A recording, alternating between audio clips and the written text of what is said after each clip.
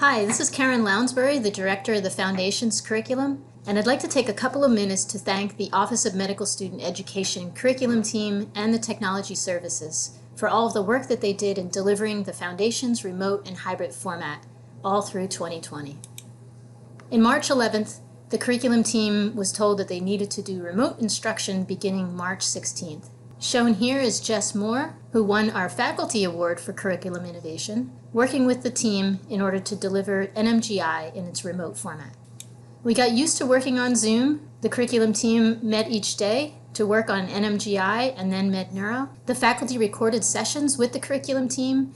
They did some synchronous review sessions and discussion boards. Unfortunately, the DIV sessions had to be canceled. The real challenge came with the return to campus for the hybrid delivery using COVID-19 adjustments.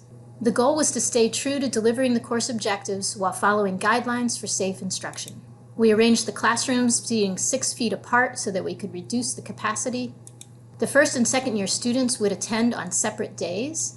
The class was split into 4 communities. These were case-based groups, workshop groups, and integrative review groups. And we also had separate PCR groups. Cameras and microphones were installed in all of the small group rooms so that we could broadcast from a central room using Zoom links for each individual group. Masks and disinfection were of course important, as was regular COVID testing for all of the students. Here's an example of what MedEd 300, which is one of our large classrooms, looked like after we had the 6 foot apart and smaller accommodation for the room. And here's an example of what the Zoom broadcast would look like. Students were separated in their groups, in the small groups, and then there would be a broadcast room where the faculty would broadcast to the rooms, and they could link in to do the active learning responses. So what did it take to deliver the active learning in this hybrid format? Well, first, it took some really good communication and work with education technology. Jill Jemison and her team at CompTS was absolutely important for making this work. First, she set up single sign-on for Zoom so that we could all have individual access to Zoom whenever we needed it. Virtual rooms, recordings, and Turning Point technologies were supported by Lori Gellis, Kathy Ryan, Raj Chawla, and Andy Verhelst. And as you can see, it felt like we were constantly just asking for more and more and more, and they were always trying to figure out how to make it work for us.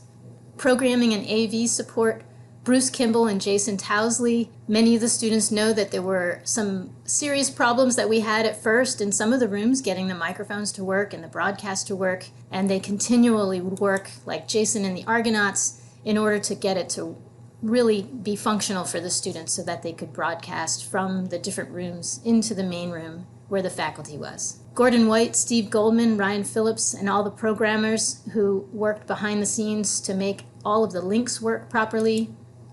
And of course, we were Zooming constantly, so the Zoom support that we had from that group was important.